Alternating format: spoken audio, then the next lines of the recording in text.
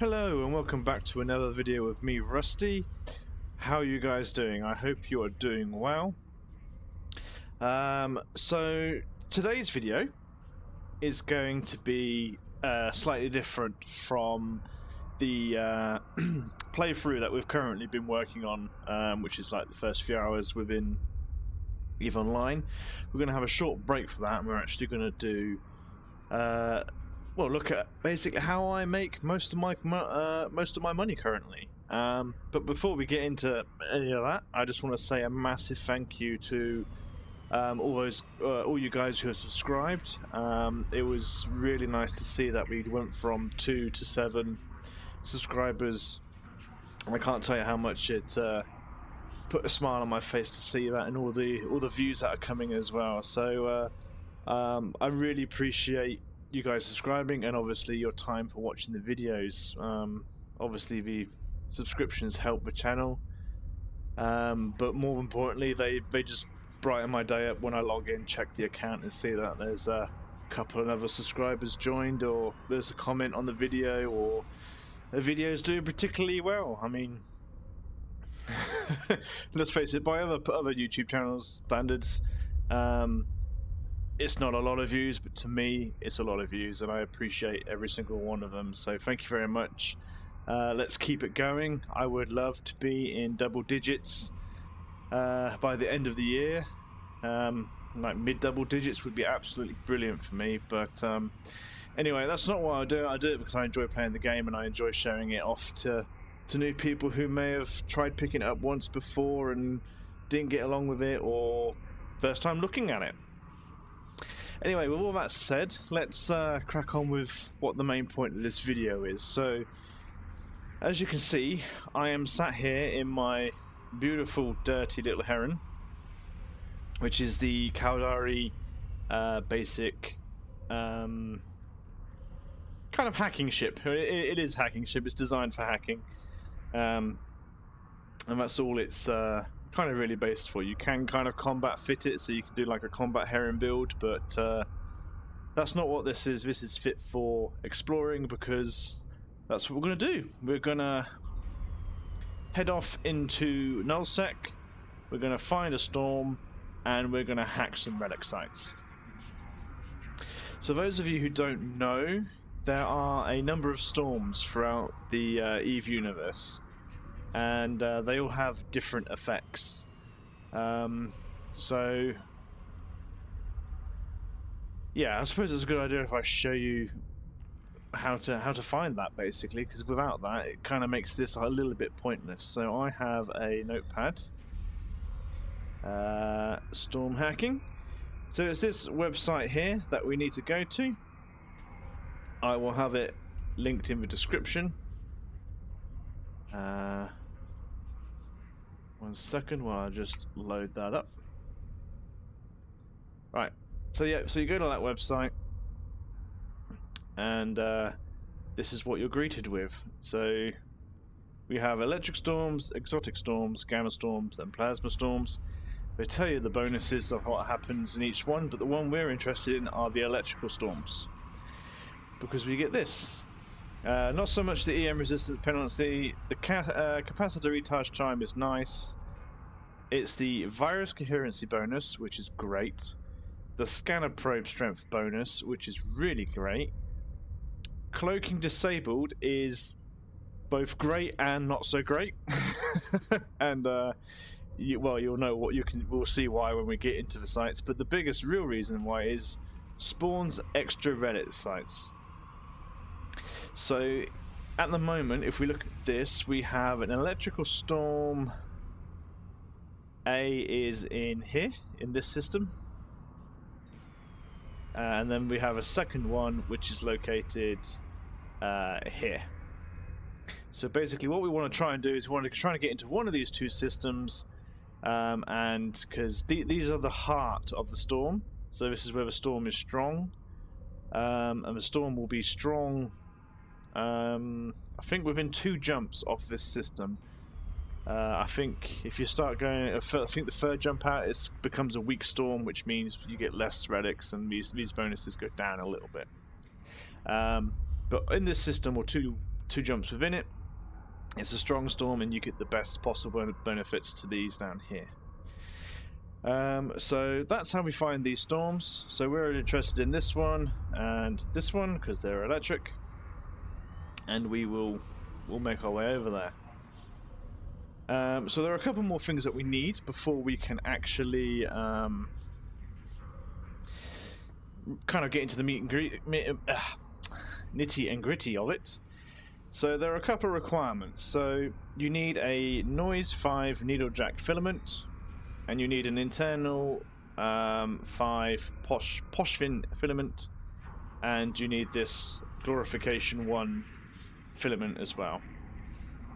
So what this filament does is it basically takes up to 5 ships from high sec or low sec, and it will drop us randomly into a low sec, null sec destination.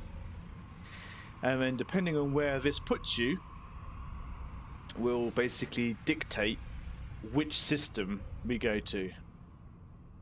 So we've got one in Providence, as you can see here, and we've got another one here.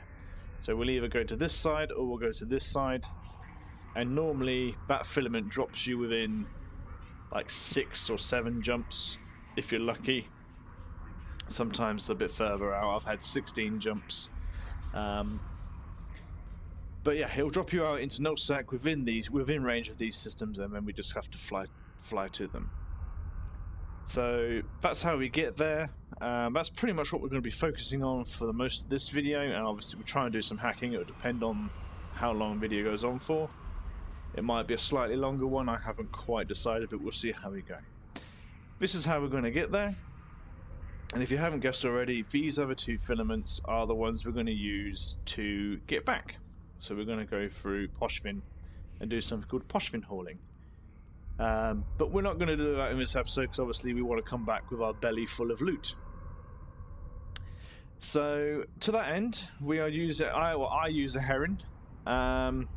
This heron is, and this pilot is fit out with predominantly alpha skills. Now, some of you may have already noticed that this is an Omega account because I've got Evo Preview running up here because I do have 2 accounts here. Now, everything I say in this video can be done as an alpha. You do not need to be an Omega. Omega just makes it slightly easier for you, and that will be evident as we kind of go through the fit. Even having 2 ships is possible with an alpha account. I will go through that shortly. It's just having an Omega account. You can run Evo Preview and you can do it all on one monitor. If you're wondering how multi-boxes do it, this is how they do it. So anyway, let's get into this fit, and then I'll move on to why I've got the other account and why I'm using that. So the first thing is skills. As I said to you, this is under scanning. These are alpha level skills. These aren't Omega skills. These are pretty much the alpha level, as high as you can go as an alpha clone. There's a few of them I think you can get maybe a bit high. I think astrometric range finding, I think I can get up to level 3, but I haven't bothered. And obviously, I'm not sure about this one. I can't remember off the top of my head. I think you can give that one level 3 as well, but I've not done it because you need to buy the skill, and I've just not bothered buying it. Now, these skills are dirt cheap. If you mouse over here, you can see that all of those skills cost 98,000 skill points. So this is kind of almost like day 1 kind of skill tree that you can do. So create your account, log in, set all these to your skill queue, and they'll be done by the end of the day. Or if you use the link in the description of the video, if you haven't already, sign up to that and you'll get 1 million free skill points. So you just add these into level 3 as they are here, and then you can apply those points. It won't even cost you 100,000, so you'll still have over 900,000 skill points to use for whatever else you want on your account. So that link is in the description below. If you already used it, give it a go. All it does, like I said, it gives you 1,000,000 free skill points, which is great. You get this straight away. And all it does for me is if you ever decide to go to an Omega account, it just gives me 15 days Omega time on the account that link was produced. That's all it does. So if you do use that, that'd be much appreciated for me, because it helps, you know, do some more interesting content. But that's all it does, if you're wondering. So these are day one skills. These can be like 10-minute skills if you use like skill points through whoever, from either myself or another one, someone else you know. But get these trained up. These are what I'm using on this account. I have invested my skill points into something else, which you can probably see a little clue here, some industrial command ship stuff going on. So I'm looking forward to making some videos about that. Anyway, that's the skills. Nothing important, nothing major. Onto the ship fit. So, like I said, this is pretty much a basic Heron fit. There is nothing special about this. You can find this online. Anywhere you need to go, you can find this. It's a bog standard Heron fit. I'll have it linked in the description below if you want to use the exact same one I'm using, but like I said, it's nothing special. The only thing that's different between this fit and an alpha fit will be the cloak. So alphas can't use cloaks. It's an Omega locked item / skill. So that is the only difference really between the two fits. Everything else can be trained and used, and I think everything else just uses all those scanning skills. So your data and relic analyzers, they're just level 1 for me, because to get level 2s you've got to be level 5 in both of these, which is a mega lock, and I haven't even done that on here. So anyway, just going to quickly go through the fit. So I'm using the sister core, let's just do this actually. I'm using the Sisters Core scanner probes with a normal Core Probe Launcher 1. If you're going to do any kind of scanning, please just fit these Sister Core scanner probes. I actually have 16 of them, if I can do math properly. And this basically just helps speed up just a bit of scanning really. Once you launch the probes from here, these ones are automatically loaded in, so you don't have to remember to reload every time. So it's just a bit of a speed thing, and also helps with a little bit of safety, so you're not having to remember to reload all the time. So yeah, please use these. They are a bit more expensive, but they are 100% more worth it. Like I said, the only difference is we won't have the cloak if you're a alpha, but if you're a mega, I'll just use an improved cloaking device. Level 2, if you're going to use this, you will need to train the skills, but if you're already a mega, you probably know that already. Moving on to our mid slots, like I said, we got a Relic Analyzer 1, we got a 5mm Micro Warp Drive 1, a PL0 Scoped Cargo Scanner. This is optional. I personally think you should always fit this. There'll be other people out there that would disagree with me. Same with the Afterburner. Micro Warp Drive. There are people out there who don't think you need a Micro Warp Drive. And to a degree they're right, but I prefer to have it just to help me get around with sites a little bit more. But we do use a combination of strategies that you don't really need this. I just have it there as just in case, really. Same with the Scope Cargo Scanner. This lets us scan the cans before we hack them. So you don't want to rock up to a site in Null Sec and then spend a minute or two hacking a can to find out that there's only 400,000 items worth of ISK in there. It's not worth it. It's not worth the value of the ship. So I always pack one just so that I can scan the cans and then prioritize the more expensive ones and then clear the site basically down from monetary value. So do the highest value ones first and then you do the cheapest ones last.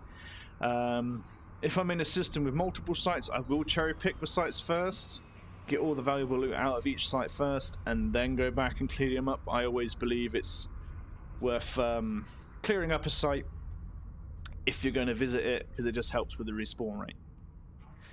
Anyway, so moving on, we've got a scan rangefinder array 1. This just increases your scan strength with scanning probes.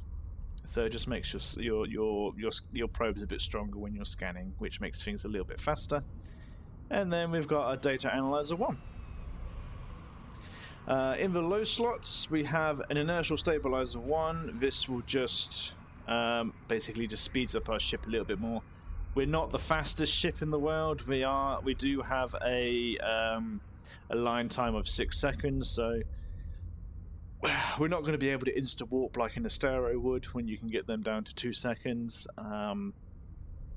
But we're quick enough to survive most things, and with the warp core stabilizer 1, what this does is it basically just makes our warp core a bit stronger and gives us a warp scramble strength of -2. So if anyone wants to try and hold us in place, they need to have 2 or stronger warp scrambler to be able to hold us. So this is great. If you pop through a gate, you see there's loads of ships there. While you've got your gate cloak on, you pop this, and then you just try to warp out. And then if they try and lock on you, they shoot. As long as they haven't got a scrambler that's stronger than 2 or stronger, you should escape. Unfortunately, with the heron, there's nothing you can do against interdiction bubbles. So if you walk through a gate and there's a bubble there, there's nothing you can do. You can try and escape with your micro warp drive, but that's probably not going to work. Generally, if there's a bubble on the gate, you're pretty much going to be dead. And the only way around that is by using the Tech 2 variant, which is the buzzard, where you can fit a interdiction nullifier onto the ship, but that is omega locked. So this is as safe as we can be, really, within the system. And then for the rigs, we've got a small emission scope sharpener 1 and a small gravity capacitor upgrade 1. So what this does is it just again increases our ship's scanner probe strength, and then this one will just this one just increases the efficiency of our ship's relic module, so it gives us a coherency bonus for relic sites of 10. So this one can be swapped out for a data site 1 as well, I believe. So if you want to run this one and that one and drop this, you can do.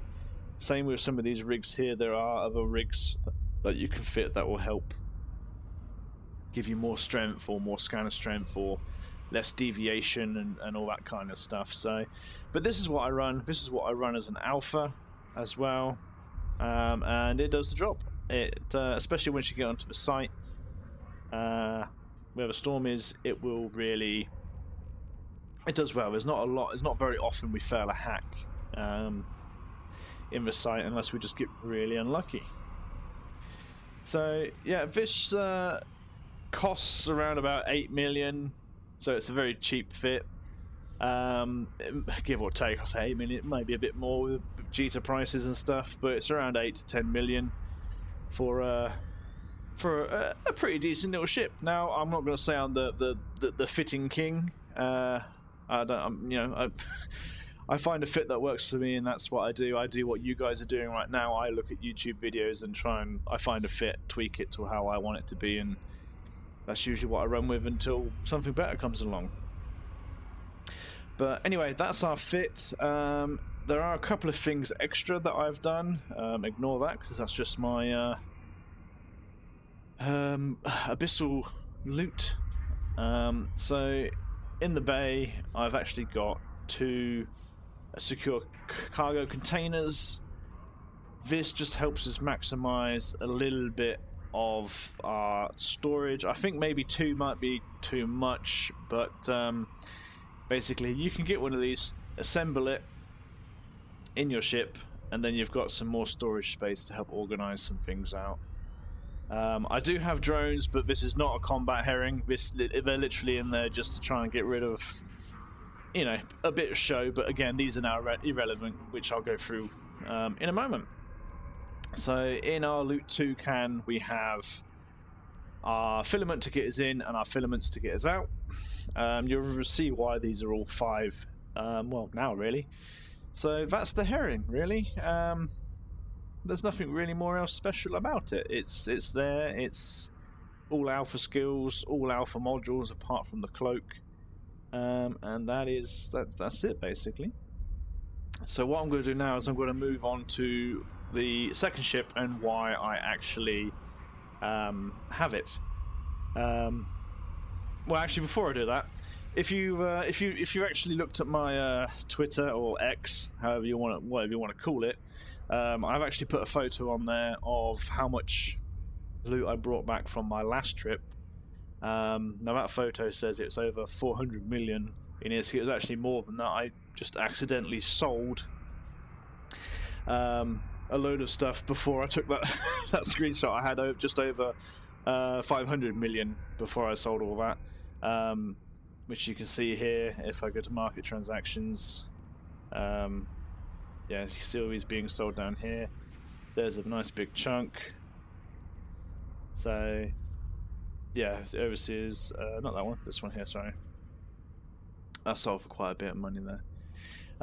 So yeah, it was over half a billion worth of ISK. I'm not trying to brag. This is not a lot of money for experienced players. This is only 1.7 billion, but I will be completely transparent. Half a billion of this was about 110 plex that I got from a special offer on this account. I got 1 month Omega time and 110 plex, which I just sold straight away for about about 500 million worth of ISK.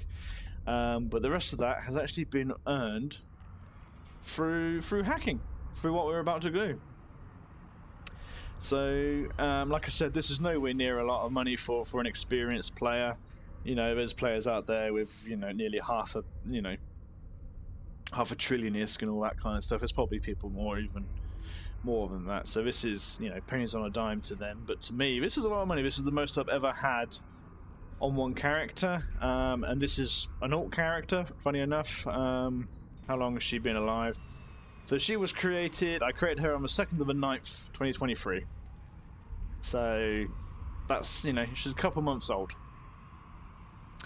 So that's what you can do with that.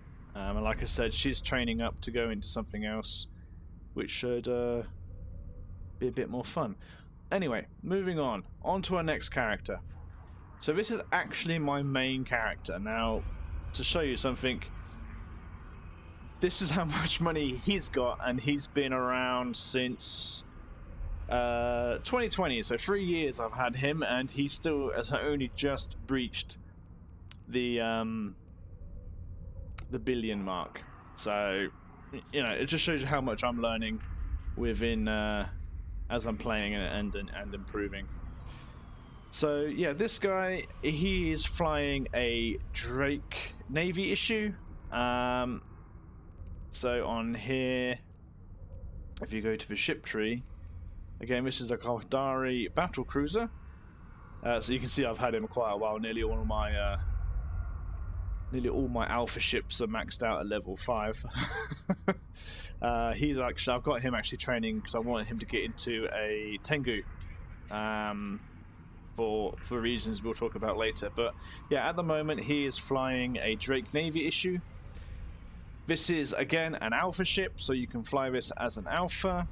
And I believe most of his stuff on this ship is actually alpha friendly as well. I'm not 100% sure. I'm just trying to think, is there anything here that is alpha apart from the cloak?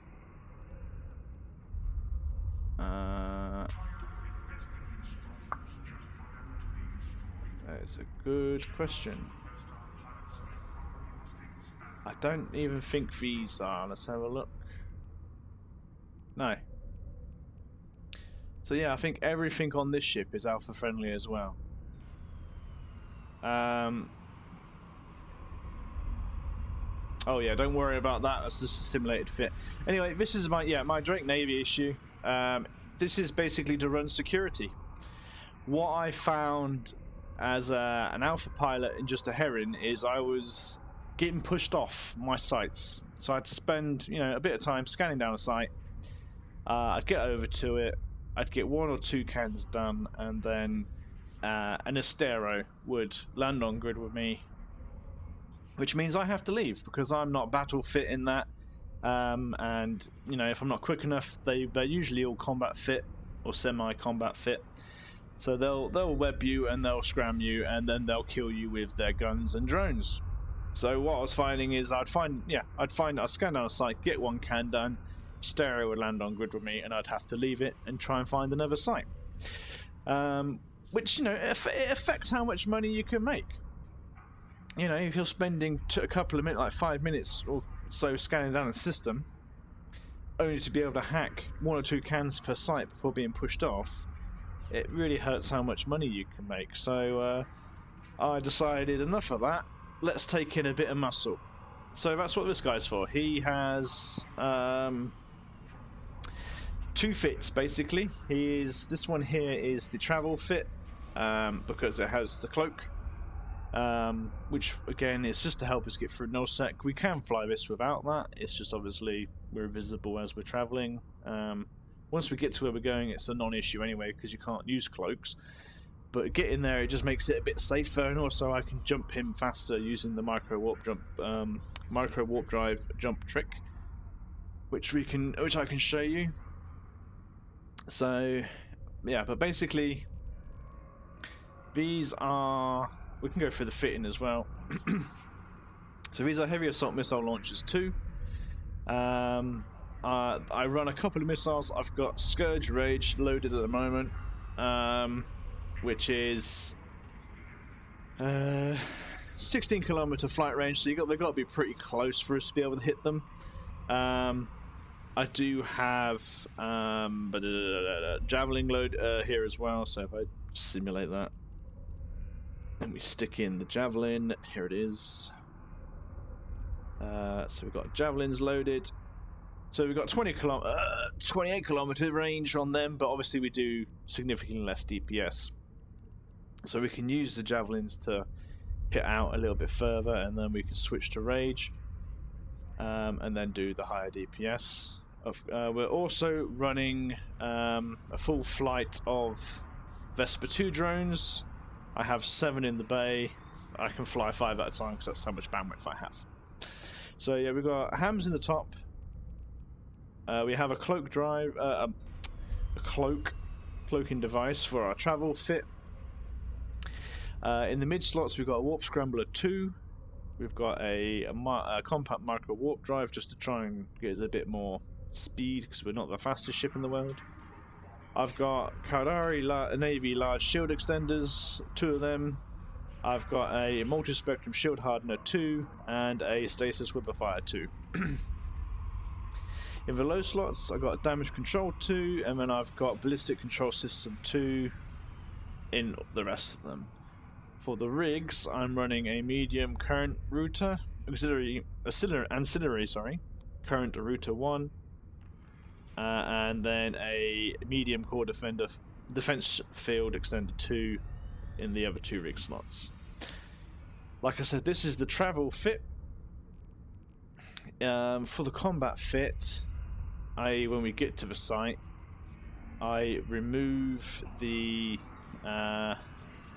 cloak and I add in the shield command burst with shield extension charge. So yeah, I'll put that in. It's only shield command burst 1 and the 300 shield extension charge, which gives us a nice whopping 82,000 EHP of health, and we're doing 776 DPS with an alpha damage of 2,500 per volley.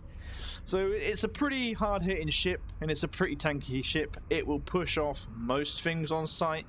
Of course, if you get a tech-free land on grid, we're running, or we get any kind of battleship land on grid, we are running. We're not staying and fighting, we just can't control that. But anything smaller than that, apart from interdictors, I'm happy to poke, you know, have a good old fight with.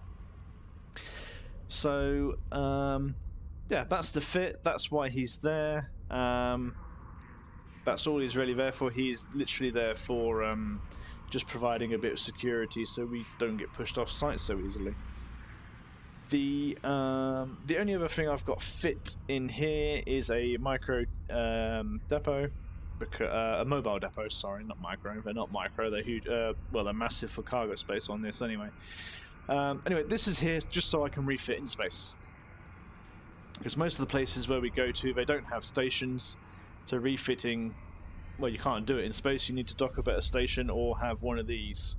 So that's why that's there, so we can just refit into our more combat-friendly Drake. And that is it. Again, I was going to say most of these are alpha skills. They're not, because he's such an old character now. He is pretty, you know, maxed out on stuff. Again, the missile stuff is not that maxed out on, so you can fly this as an alpha. You just train the relevant skills. If you're not sure what skills they are, if you go to show info and you go to requirements, it will list the basic requirements to get into the ship and fly it. Now obviously once you've got the basics, you can then work on, you know, getting these as high as you can, because you'll get bonuses for that, or increased bonuses, and then you just fit the work on skills that you want to do. So if you want to go for this one, you're going to need to work on your heavy missiles and stuff like that. I'll put this fit in the description, but you know, it's up to you if you want to use it or not. If you do, I think for this one you'll have to be an Omega account, or you can just fly it at the stripped down version.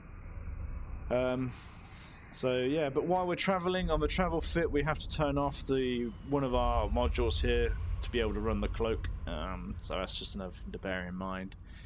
Now, as I said to you before, I am using Evo Preview. I think it's called that. Let me just triple check. Yep, Evo Preview to multi-box between the two. If you want to do this with two alpha accounts, you can. You can't use Evo Preview, because you can only Omega accounts can run at the same time. You can only have more than one client running if it's Omega. If you have an alpha account and you try and load up another alpha account, it won't let you. So what I've done as a workaround to this is there is a application on the Windows Store. So this is only really valid for Windows. If anyone's got a Linux solution, please let me know, because I do have a Linux laptop and stuff I run as well. But yeah, on the App Store there is a program called Mouse Without Borders, which is really good. It's a really good little multifunction tool. But basically what it lets you do is it lets you send your mouse and keyboard inputs to the host machine, or your main machine, so this one, and another machine with it installed. So you install it on your primary machine, you install it on your secondary machine, you link the two, and then you can actually, you know, move your mouse to the side, or however you want to set it, because you can set it up however you want. I have mine usually on the side.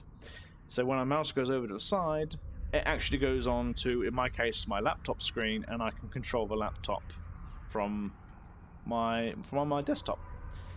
And obviously Eve, well, they actually just announced that they're not supporting anything older than Windows 10, I believe now. But Eve runs on a potato, and to that fact, I've got an old Dell E something laptop that doesn't even have a it doesn't even have a dedicated graphics driver card for it, or chip. It runs on a processor one. It's an old work laptop, but it runs Eve.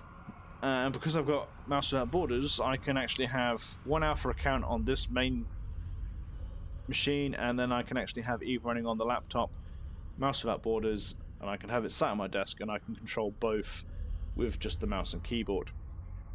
So that's a way of doing it if you're an alpha.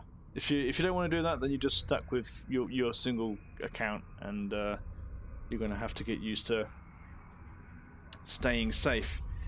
Now, I am 100% aware that this video is already at 35 minutes.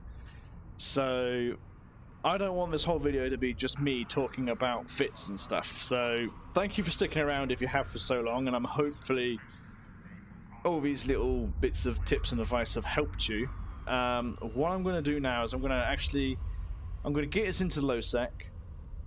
Oh, I say low sec, into null sec, and then I'll probably end the video there because I want to go through scanning and hacking and stuff with you guys as well. But if I do that, this video is going to be like an hour long, which no one wants to sit through and listen to my boring voice for that long. So yeah, thanks for everyone who stuck around so far, but let's crack on with getting into null sec.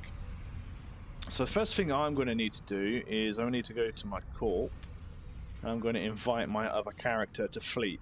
So right click the character, form fleet with, come over here, accept it. Right, so we're now in a fleet. I'm just going to move him to wing commander just in case. Right, so we're now in a fleet together. So I'm now going to undock from the station. This is how you would do it if you're two alphas as well. You need to form a fleet just so you can manage. Essentially, you don't actually really have to touch the second device, so your laptop or whatever it might be, because you can do most of it through your main one. So there's both our ships. So there's my other ship in this one. I am going to warp us to a safe. Drive active.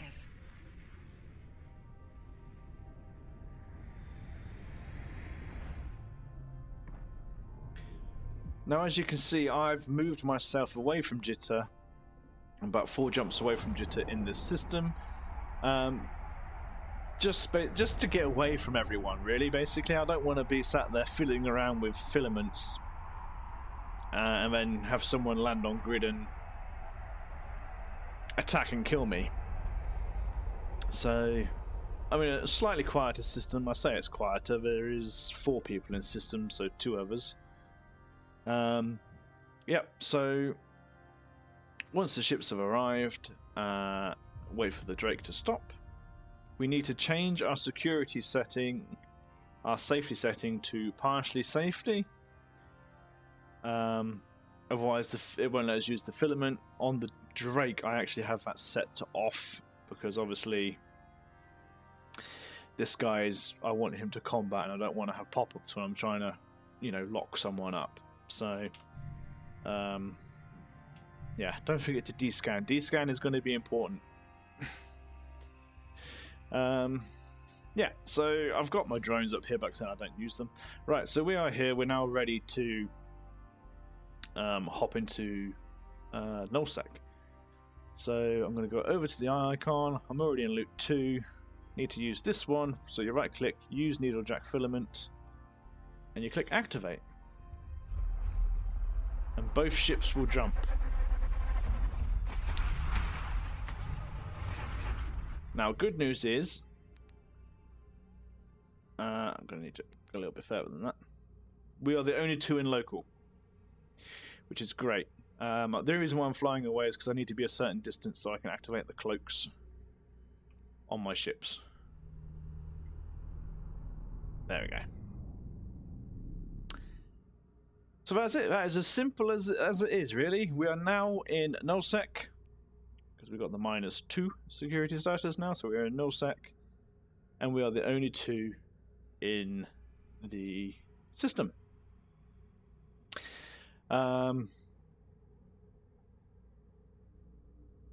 Yeah, I can kind of see.